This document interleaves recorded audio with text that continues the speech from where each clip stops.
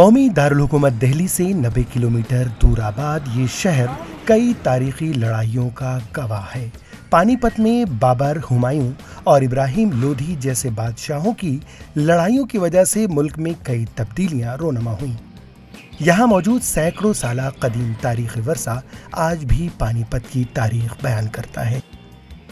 पानीपत में मौजूद कलंदर शाह की दरगाह पर ज़ियारत के लिए दुनिया भर से अकीदतमंदों का हुजूम आता है, लेकिन आज के दौर में पानीपत अब अपनी अलग पहचान बना रहा है। इस जिला को मुल्क का टेक्सटाइल हब कहा जाता है। सिर्फ पानीपत जिला से 7,500 करोड़ रुपए मालियत की हैंडलूम मसनूआत दुनिया भर में बरामद की जाती हैं।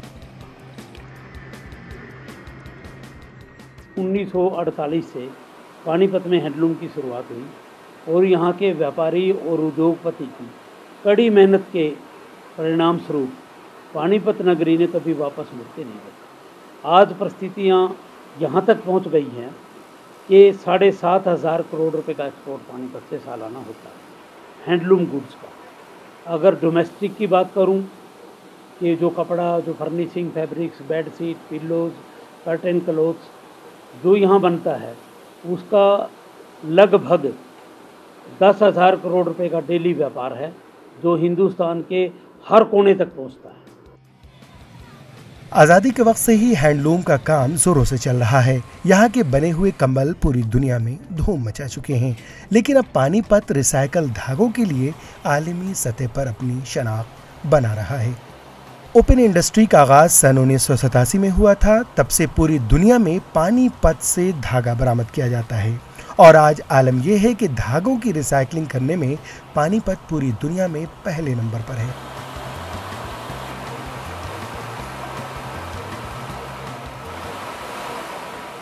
जब यहाँ ओपन इंडस्ट्री की शुरुआत हुई तब कानपुर, अहमदाबाद टेक्सटाइल का मानचेस्टर गिना जाता था, परंतु आज ये परिस्थिति है कि पानीपत में ओपन इंडस्ट्री पूरे वर्ल्ड में नंबर 1 पे। हम ना केवल पूरे हिंदुस्तान को धागा सप्लाई करते हैं पानीपत से, बल्कि पूरे वर्ल्ड में एक्सपोर्ट भी करते हैं। वैसे तो पानीपत से पूरी दुनिया में धागा भेजा जाता है, लेकिन श्रीलंका, नेपाल, रूस, America, Germany, Netherland, Finland, France, Bulgaria और बेल्जियम जैसे ममालिक में ज़्यादा एक्सपोर्ट किया जाता है। पानीपत में तकरीबन 400 स्पिनिंग मिल्स में रोज़ाना 20,000 किलो धागा तैयार होता है। यहाँ की स्पिनिंग मिल्स में ज़्यादातर कॉटन और पॉलिस्टर धागों की कई किस्में तैयार की जाती हैं, जिसका 20% इस्तेमाल पानीपत की सनत में ही होता है।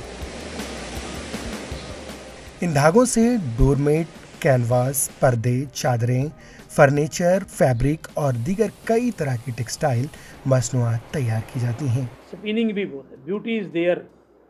पानीपत की सबसे बड़ी ब्यूटी ये है कि spinning is there and fabrication is there. धागा भी यहाँ बनता है तो कपड़ा भी बनता है। बहुत ऐसे स्टेशन हैं इंडिया में भी, वर्ल्ड में भी, वो केवल स्पिनिंग बनाते हैं या फैब्रिकेट करते हैं। हमारे यहाँ दोनों चीज़। पानीपत के स्पिनिंग मिल्स में अलग अलग ममालिक से लाखों टन इस्तेमाल शुदा कपड़े मंगवाए जाते हैं। रंगों के एतबार से इसे तरतीब दिया जाता है, फिर उन कपड़ों की रुई बनाई जाती है और इसके बाद वो रुई मशीनों के जरिए धागा बनाने के लिए इस्तेमाल की जाती हैं। इस प्रोसेस में फ्रेश धागा बनाने के लिए बहुत ही कम लागत लगती है। यही वजह है कि पानीपत ज़िला आलमी सतह की धागा इंडस्ट्री में इस कदर मशहूर हुआ है। यहाँ जो धागा बनाया जाता है उसकी कीमत इतनी कम होती है कि दुनिया के दूसरे बाजार इतनी कम कीमत में धागों को रंगने के काम से भी कासिर हैं। कि आगे आने वाला टाइम रिसाइकल का बहुत ज़्यादा है। इसकी कॉस्ट केवल रंगाई के धागे के रेट में, जो रुई का धागा लेते हैं, अगर उस धागे को रंगाई करते होते तो हम धागा ही दे देते हैं। रंगाई की लागत में हम लोग धागा दे देते हैं। बहुत कम कॉस्ट वाला धागा है जो पानीपत में बनता है। आपको जानकर हैरत होगी कि आज पूरे मुल्क की धागा रिसाइकलिंग के 80% सनत पानीपत में है। जिला में तकरीबन 400 स्पिनिंग मिल्स रोजाना 20,000 किलो सूत तैयार करती हैं, जिसका रोजाना 500 करोड़ का कारोबार होता है।